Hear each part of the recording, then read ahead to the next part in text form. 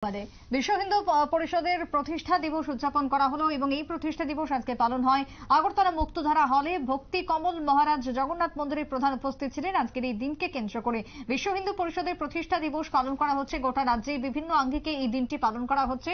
আজকেও তার আয়োজন ছিল ত্রিপুরা প্রান্তের পক্ষ থেকে মুক্তধারা প্রেক্ষাগৃহে আয়োজন করা হলো অনুষ্ঠানকে কেন্দ্র করে কি বক্তব্য উঠে এসেছে সংশ্লিষ্ট ধর্মের পক্ষ থেকে, বিশ্ব হিন্দু পরিষদের পক্ষ থেকে কি জানাচ্ছেন সদস্যরা, শুনুন।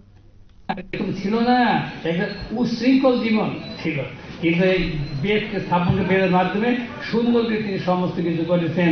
বৈদিক বিধান আমাদের সনাতন ধর্মের ঐতিহ্য, বেদ, বেদান্ত, উপনিষদ, গীতা, ভাগবত আমাদের ফাউন্ডেশন, স্ট্রং ফাউন্ডেশন। সুতরাং ধর্ম ছাড়া মানুষ বাঁচতে পারে না, ধর্মই আমাদের জীবন। যথা ধর্ম তথা জয়। কোন ধর্ম? আমার ধর্মকে আমি মনোআত্মা, আমার প্রভু পরমাত্মা পরমেশ্বর ভগবান শ্রীকৃষ্ণ। আপনারা শুনলেন বিশ্ব হিন্দু পরিষদের এই প্রতিষ্ঠা দিবসকে কেন্দ্র করে ভক্তি কমল মহারাজ জগন্নাথ মন্দিরের প্রধানের বক্তব্য। ব্যাপক উৎসাহ লক্ষ্য করা যায় আজকের এই প্রতিষ্ঠা দিন উদযাপনকে কেন্দ্র করে। ত্রিপুরা প্রান্তের উদ্যোগে মুক্তধারাতে আয়োজন করা হলো অনুষ্ঠানটির। ছোট্ট বিরতির পর ফিরবো, সঙ্গে থাকুন।